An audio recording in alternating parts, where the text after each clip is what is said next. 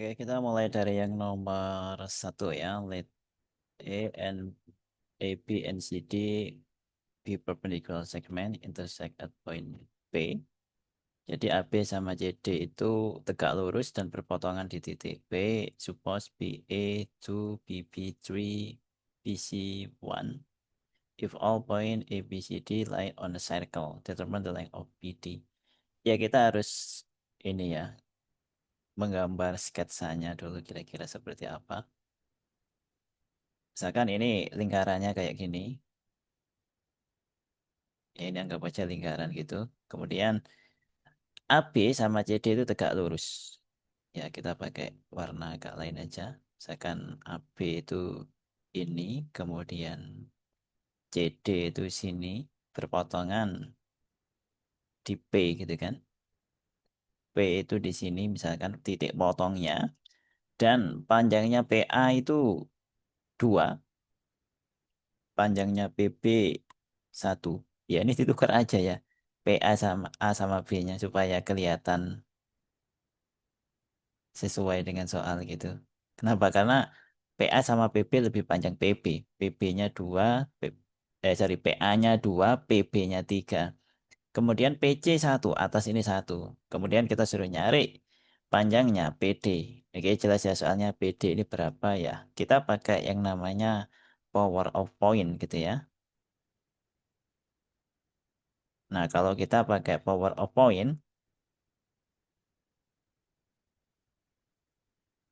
PB atau PP dikali dengan PA, nanti hasilnya akan sama dengan CP dikali dengan DP. Oke, kakak tulis dulu. Jadi BP kali AP nanti hasilnya akan sama dengan CP dikali dengan DP.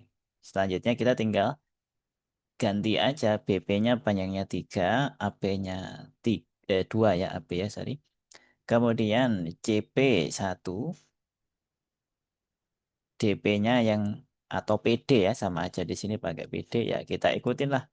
Jadi tukar posisinya jadinya PD gitu.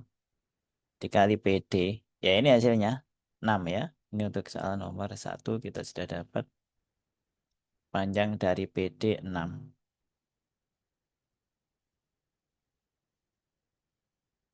Kita lanjut ke soal nomor 2 ya. The product 1 time 2 time 3 until M is denoted by M factorial. Iya, jadi atau pakai Indonesianya ini juga nggak apa-apa. Jadi 1 kali 2 kali 3 sampai N, sampai M ya, itu disimbolkan dengan bentuk M faktorial. Nah, di sini misalkan 5 faktorial itu 1 kali 2 kali 3 sampai 5.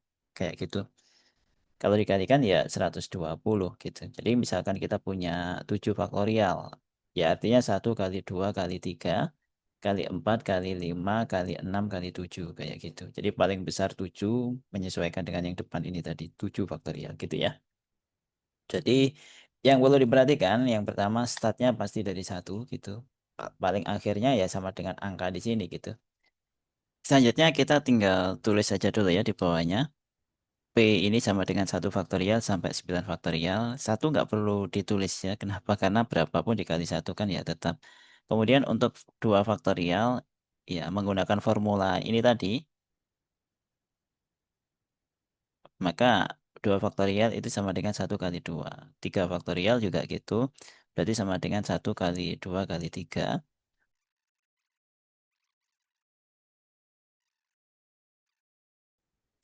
Oke, ini kalau dijabarkan. Sekarang kita dapat P-nya. Kalau dikalikan P kan perkalian dari semua ini gitu kan. Artinya ini dikalikan semuanya, artinya yang berada di kanan ini dikalikan semuanya gitu. Untuk satunya yang depan ini abaikan aja. Kemudian duanya ada berapa ini? 1, 2, 3, 4, 5, 6, 7, 8. Ya kan? Duanya ada 8, kita bisa tulis 2 pangkat 8. Demikian pula dengan tiganya. Ini cuma turun 1 ya kan? Tiganya 7 berarti. 1, 2, 3, 4, 5, 6, 7. Nah, dengan demikian ini sudah bentuk pola. Jadi nanti di sini tiganya ya 3 pangkat 7 gitu. Empatnya pangkat 6, 5 pangkat 5, kemudian kok ya betul ya 5. Kemudian 6-nya pangkat 4, 7-nya pangkat 3, 8-nya pangkat 2, 9-nya pangkat 1. Nah, kayak gini. Setelah membentuk seperti ini, kita bisa sederhanakan lagi karena ini belum selesai jelas. Yang dua ini biarin aja dulu, 2 pangkat 8, 3 pangkat 7 juga nggak bisa disederhanakan. Kemudian untuk 4 pangkat 6, ingat 4 sendiri itu adalah 2 pangkat 2, ya kan? Nah, dipangkatin 6. Nah, kalau ada pangkat dipangkatin, pangkatnya ini dikalikan. Sehingga dapatnya 2 pangkat 12. Jadi 4 pangkat 6 ini bisa diganti dengan 2 pangkat 12. Poinnya di sini ada pangkat dipangkatin, ini ada pangkatnya, kemudian ini dikurung dipangkatin lagi. Pangkatnya tinggal dikali. Jadinya 12 ini. Oke, kita tinggal tulis saja ya di sini. Jadinya 2 pangkat 12. Untuk kelimanya kita tahu bilangan prima nggak bisa diapa-apain. Kemudian ini 6, ya ingat 6 itu adalah 2 kali 3 gitu. Karena 6 2 kali 3, maka kita bisa tulis 6 pangkat 4 itu sebagai 3 kali 2 pangkat 4. Yang mana yang dipangkatin 3-nya atau 2-nya? Dua-duanya ya, 3 pangkat 4 kali 2 pangkat 4. Oke, kita tinggal tulis di sini untuk 6-nya sama dengan 3 pangkat 4 kali 2 pangkat 4. 7-nya tetap nggak bisa diapa-apakan. 7 pangkat 3. Nah, selanjutnya 8. Untuk 8, di sini 8 pangkat 2, kita tahu kalau 8 itu 2 pangkat 3. Dipangkatin 2. Kasusnya mirip dengan ini tadi, ada pangkat, dipangkatin. Pangkatnya tinggal dikali, jadinya 2 pangkat 6 gitu. Jadinya di sini tinggal ditulis saja ya. 2 pangkat 6. Nah, kita tahu 9 itu 3 pangkat 2. Oke, setelah ini kita sederhanakan. Ini baru setengah langkah. Untuk duanya kan ada ini, sini, sini, sini. Nah, kalau sudah sama gini, ini tinggal pangkatnya dijumlahkan. Yang pertama 8 ditambah 12 jadi 20, tambah 4, 24, 24 ditambah 6, 30. Sehingga dapatnya ya 2 pangkat 30 gitu. Nah, untuk tiganya ya kita cari juga yang sama pangkatnya 3, yaitu ini, sini, sini. Pangkatnya tinggal dijumlahkan, 7 tambah 4, 11, 11 tambah 2, 13. Sehingga dapatnya 3 pangkat 13. Jadi ini tinggal dikali dengan 3 pangkat 13. Kemudian ya 5-nya cuma, ya ini keliru lagi nulisnya ya. Ini harusnya 5-nya pangkatnya 5 ya. Kok jadi 5 pangkat 6 dari mana gitu. Sorry, itu keliru tadi. Ya, 5-nya tetap 5 pangkat 5. Kemudian kali 7-nya juga tetap pangkat 3. Oke, cukup ya itu ya. Nah, kita baru ke soalnya. Yang ditanyakan find the number of the perfect square factor of P. Ya, kita sudah nyari banyaknya perfect square factor. Nah, supaya jadi perfect square factor, maka pangkatnya kan harus 2, paling tidak. Atau pangkatnya harus genap kan? Kayak gitu. Jadi ini ya kita rubah ke dalam pangkat genap gitu. Ya, ini kalau dirubah dalam bentuk pangkat genap, jadinya kan 2 pangkat 5 dipangkatin 15. Kayak gitu kan? Nah, ya ini kalau mau dikembalikan ya pakai formula yang tadi ini kan bisa dikali kembali lagi ke sini gitu. Cuma ini kita pisah. Kenapa ini jadiin kuadrat? Karena yang diminta adalah kuadrat sempurna atau faktor atau perfect square gitu kan. Jadi dijadiin pangkat 2. Yang sini juga gitu. Jadi ini ya tiganya kan 3 pangkat 2 dipangkatin 6 dapatnya kan cuma 12. Nyisa 1 3 taruh luar. 5-nya juga gitu, 5 pangkat 2 dipangkatin 2, nyisa 1 5 taruh luar, 7-nya juga gitu, 7 pangkat 2 pangkat 1, nyisa 1 7 taruh luar. Nah, ini nggak dipakai udah. Yang sini, sini sama sini udah nggak dipakai. Kemudian kita menggunakan cara menghitung banyaknya faktor. Untuk menghitung banyaknya faktor, kita kan tinggal menjumlahkan, menambah pangkatnya ini dengan 1. Kemudian tinggal dikali. Ada kan formulanya untuk menghitung banyaknya faktor. Pangkat dari bilangan prima itu ditambah 1. Ya, dalam hal ini kita rubah ke dalam bentuk square. Kenapa? Karena ini yang diminta perfect square. Ya kan? Nah, jadi ini 15 tambah 1, 6 tambah 1, 2 tambah 1, 1 tambah 1, kemudian dikali kayak gitu. Jadi 15 tambah satu dikali 6 tambah satu dikali 2 tambah satu dikali satu tambah satu. Ya ini nanti tinggal dihitung dapatnya 672. Nah ini jawaban untuk soal nomor 2 ya.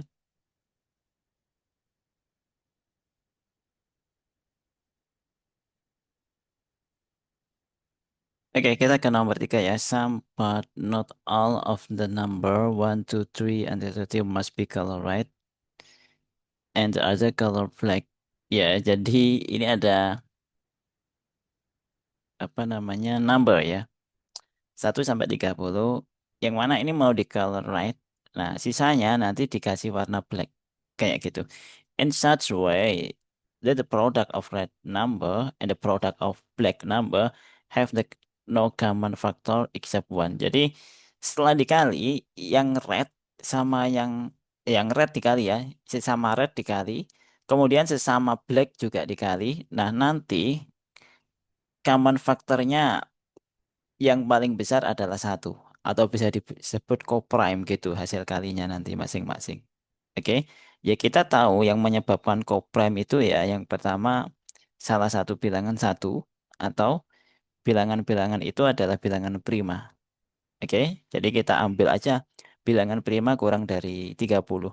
Sama satu juga diikutin ya, karena satu dipasangin dengan bilangan berapapun, iya common faktornya cuma satu gitu. Jadi yang pertama satu, kemudian prime kurang dari 30 berarti ya 2, 3, 5, 7, ya ini kasih koma gini supaya kelihatan. 11, 13. Kemudian 17, 19, 23 sama 29. Ya betul ya. 1, 2, 3, 4, 5, 6, 7, 8, 9, 10, 11. Iya ada 11 ya.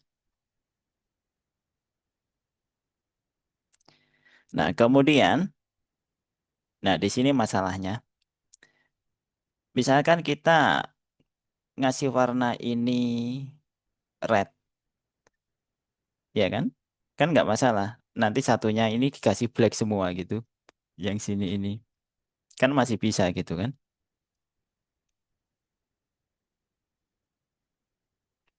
Oke, kita lompat ke dua aja. Karena satu kan, asalkan dia sendiri bisa dipakai gitu. Misalkan satu dikasih red, sisanya dikasih black semua, ya masuk gitu kan? Atau sebaliknya, satunya ini dikasih black, sisanya 2 sampai 30 ini dikasih red gitu kan? Nggak masalah, termasuk bisa gitu kan? Nah, kita kedua aja. Nah, karena pada saat kita ngasih warna red kedua sini, nah, otomatis nanti semua kelipatan dua harus diambil. Ngerti maksudnya? Jadi kalau kita ngambil dua, nanti supaya common factornya satu dengan black, blacknya nanti nggak boleh ada kelipatan dua. Jadi 2, 4, 6, dan seterusnya, itu nanti dikasih warna red. Yang jadi masalah, nanti ada 6, ada 10 juga, ada 14 juga, ada 22, ada 26. Nah, ini bersinggungan dengan ini. Otomatis 13, 11, 7, 5. Ini juga harus dikasih color red 3 juga ya. Oke. Kenapa? Karena kelipatan dari 2 adalah 26. Nah, kalau 13 ditaruh di black, nanti setelah dikali, misalkan 13 ini black ya. Nah, ini black ini. Nah, nanti setelah dikali 13 ini sama 26, kamu faktornya jadinya 13. Nggak jadi satu. Nah, otomatis 13 itu nggak boleh ditaruh di sebelah kanan. Nggak boleh ditaruh di sebelah black, tapi harus red juga gitu. Sehingga beda dengan 17 dan selanjutnya ini. Karena ini nggak punya kelipatan kan di bawahnya. Kayak gitu. Di atasnya kan ini kelipatannya 34 sudah di luar ring. Sudah nggak mungkin gitu. Sehingga kita bisa ambil kesimpulan kalau 2 sampai 13 ini harus berada di ring yang sama. Di black atau di red gitu. Oke. Ini harus terletak dalam ring yang sama. Sampai 13 kayak gitu. Untuk satunya bisa dipisah ya. Terserah ini satu ditaruh mana bisa. Sehingga dari sini kita bisa simpulkan, yang pertama satu, satu ini bisa ngikut di mana aja, bisa red, bisa black. Ini ada dua kemungkinan. Nah, sisanya ini juga ini jadi satu ring, salah satu red, lainnya juga red, kayak gitu kan. Ini ada dua kemungkinan.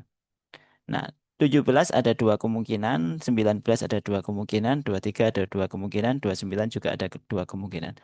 Mungkin nanti ada yang bilang, loh, ini sisanya gimana? Misalkan ada 4 gitu. 4 tadi sudah ikut ya, pada saat dua kelipatannya juga ikut.